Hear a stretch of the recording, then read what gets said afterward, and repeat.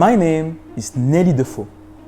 I'm a black woman, born and raised African, but that is not the entirety of my identity. I've lived, studied, and worked with people from all backgrounds for over 2 decades in Europe and in North America. So I'm no longer just African. I like to call myself a global citizen.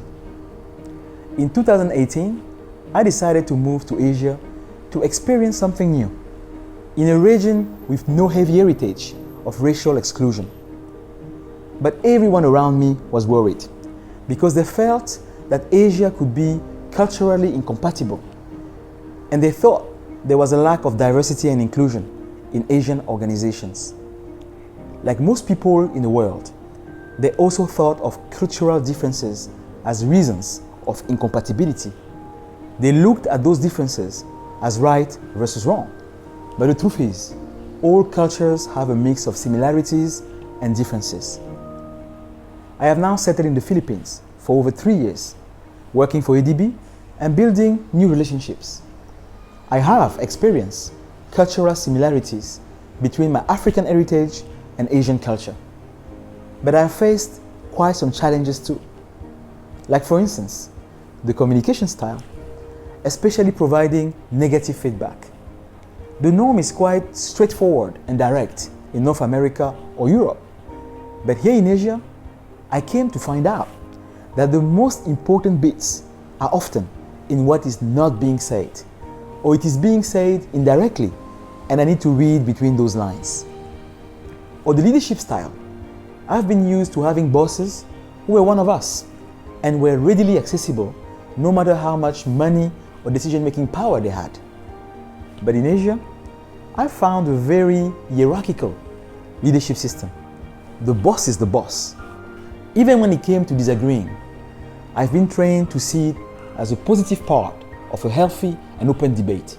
But in traditional Asian organizations like ADB, decision-making must stem from building consensus, bottom up. So there is not always much space for dissenting voices. So my first few months on the job were pretty tough, especially when it came to communication and how decision-making and trust building were carried out. I felt over-scrutinized for my work. I didn't find a safe space to make mistakes and learn. My judgment was systematically questioned. If I would challenge something, it would be considered disrespectful. All these microaggressions created an emotionally vulnerable environment. But through my discomfort, I learned 2 things. First, taking the cultural blindness approach doesn't work. If you feel like walking on eggshells, unsure of what to say or how to react, it's better to just talk about it. Second, as an organization, we must challenge ourselves to innovate to get diversity and inclusion right. We must go beyond simply ensuring that we hire people from diverse backgrounds. So here are 6 ways I believe we can make this work. First, to get it done, we must measure it. If everything else is measured in our business operations, then why not measure diversity and inclusion? We must have a documented diversity and inclusion strategy with concrete goals, measures to boost inclusion, a roadmap for implementing them, and a plan to gauge progress over time.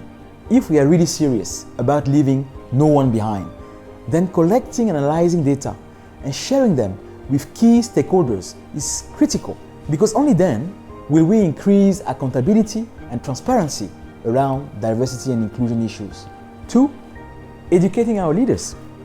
Without the full commitment of our leaders, diversity and inclusion initiatives can't succeed. So how do we support our leaders to become champions of inclusive behavior so that every staff looks at it as a core organizational competency? The answer is to provide robust training programs for our leaders, but also to make diversity and inclusion an element of performance management review. 3, invest in company-wide training. All of us have a role to play.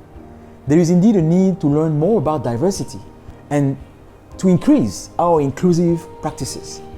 So how about we build and implement more cross-training and diverse mentorship programs that mix staff from all backgrounds, department levels, enabling us to learn with each other and from each other. Breaking those preconceived notions and silos requires consistent steps and sustained efforts to reframe our organizational culture. 4, let's celebrate differences. If we can learn to value differences, then we can create an environment where everyone feels comfortable bringing their full selves to work. And people will feel that the differences are respected if they're invited to share those with others. So let's organize cookouts, share on our various rich traditions, host themed events like Women History Month, Black History Month, LGBT Month, anything that let us celebrate the fact that we are stronger because of our differences. 5, deploy alternative complaint systems. All of us need a safe space to voice our concerns without fearing any type of retaliation. A third point of contact that is perceived as neutral is critical. It's great having the Ombuds office, but even the Ombudsman is a staff.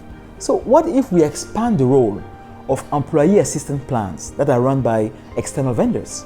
Instead of just providing free and confidential advice over the phone, could this serve as an important resource to staff in providing support and guidance around harassment and discrimination issues?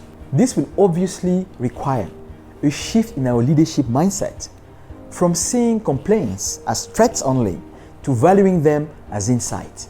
Last, hire a diversity manager. To make diversity and inclusion a priority, we must hire people that live and breathe this value. People who are going to roll up their sleeves and do the work. The diversity manager should be involved in goal setting around hiring, retaining, and advancing a diverse workforce, and in addressing any employee engagement problems among underrepresented employee groups. So you see, promoting diversity and inclusion is not about one thing or another. It is really about implementing a series of activities that come together to deliver the best outcome. I believe that there is no better time than now to take a stand for the next generation of people, like my daughter here, who will likely be more culturally fluid than you and I. So the more businesses and large corporations like ADB can install a genuine side of diversity and inclusion in their workplace, the more future generation can believe the job they dream of can be out there one day, in a work environment where they would fit as citizens of this world, where they will feel valued for what they can actually bring to the table and not undervalued because of where they are from, how they look like, or who they love. I know that I want to be part of a solution.